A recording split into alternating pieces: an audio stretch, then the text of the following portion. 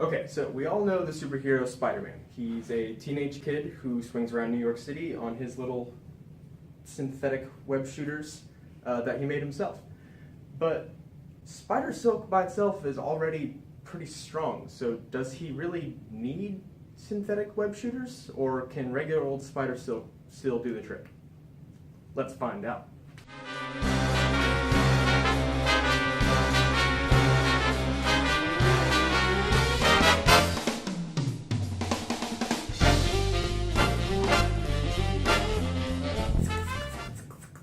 Okay, so Spider-Man's most basic movement throughout New York City is the parabolic arc, where his web fixes at one point and he swings around it like that, like a pendulum in a clock.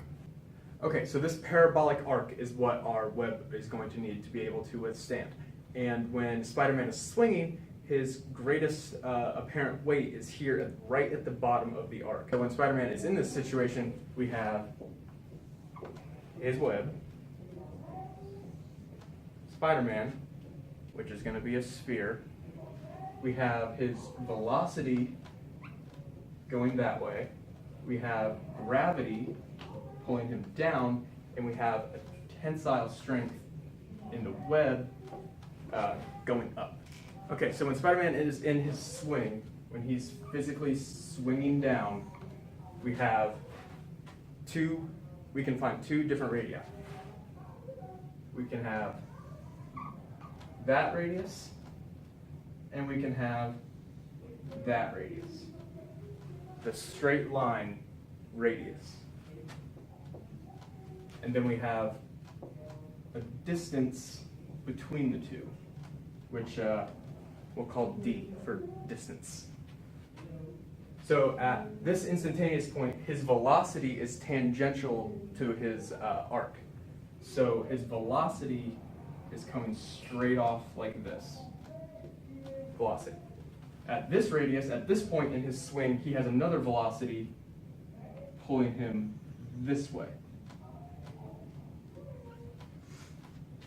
So he has a change in velocity between those 2 points, which will look something like that. Something like that. Probably, I don't know. You'll see that we have one triangle here, which is comprised of the two radius and the distance between them.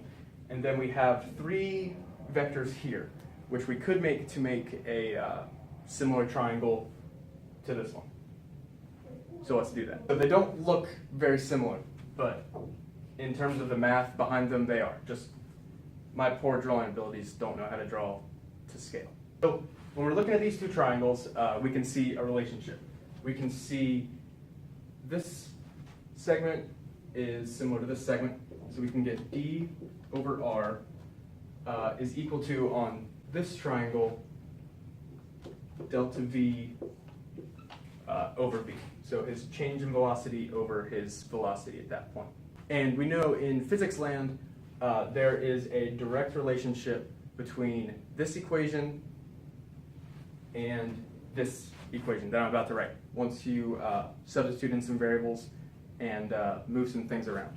So once we do that, we can get this equation right here, which is change in velocity over change in time is equal to the velocity squared over the radius. So looking at this equation, we know that a change in velocity over a change in time is really equal to acceleration. So we can get rid of this and have our new equation be acceleration equal to the velocity squared over the radius. That's a good equation. But what we want is not an acceleration, we want the force, which is going to be acting on the length of his web. So to get a force, we can break the acceleration into a force and a mass. So the new equation becomes the force in the rope is equal to the mass times the velocity squared over the radius.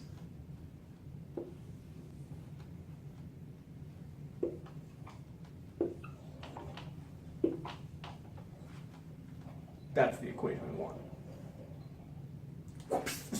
Alright, so we have our equation here that's going to give us force, which is acting on Spider-Man's web when he's swinging around in his parabolic arc movement. So I looked up some numbers, and I found out that according to official comic book data, Spider-Man weighs about 167 pounds. Now, we're not going to use pounds, so after you convert that to kilograms, which is what you use for physics, you get 78.5 kilograms. For the velocity, it looks about like he's swinging around faster than the average city traffic in New York. And the speed limit in New York is about 35 miles an hour, which no one ever goes because it's New York and it's congested all the time. But we'll make our velocity about 40 miles per hour, which is, in physics land, about 18 meters a second. So now we have our mass and we have our velocity.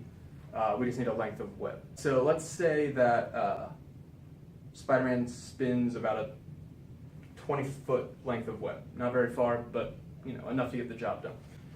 So about 20 feet of web is roughly equal to 6 meters. So 6-meter thing of spider silk coming out of his wrist.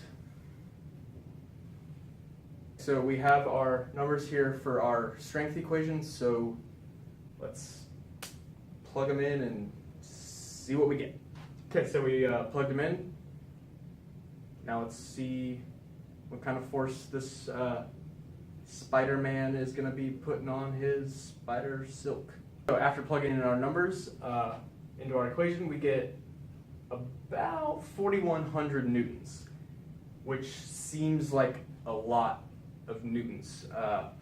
It's about 420 kilograms, which equates back to about 920 pounds. So it's kind of like swinging around a horse on the end of your fishing line. Yeah, it's a lot of weight. Luckily though, spider silk is super, super, super strong. After doing some research, I found out that the pressure that spider silk can withstand before it breaks is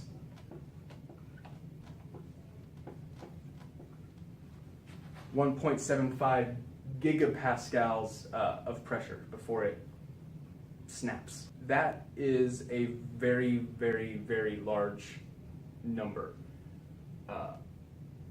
And we know we can do a little bit of conversions with this. We know that a Pascal is a Newton per meter squared. So this is really saying that for every meter squared of spider silk you have, it can withstand over almost 2 billion pascals worth of pressure before it breaks. But Spider-Man is not going to be shooting out a meter squared of this web.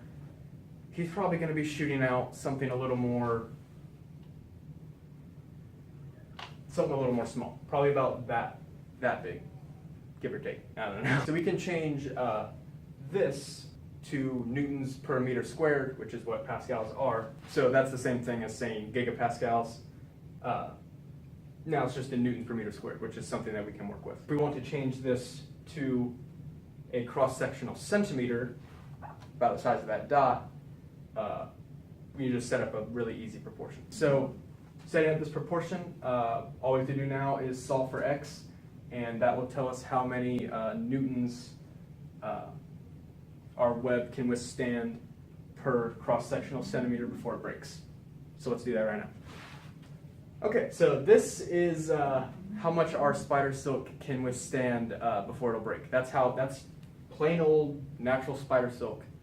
Spider-Man could shoot out if he weren't to make the webs himself, which in the comics he does. He makes them himself. That number is way, way bigger than the number that we came up with.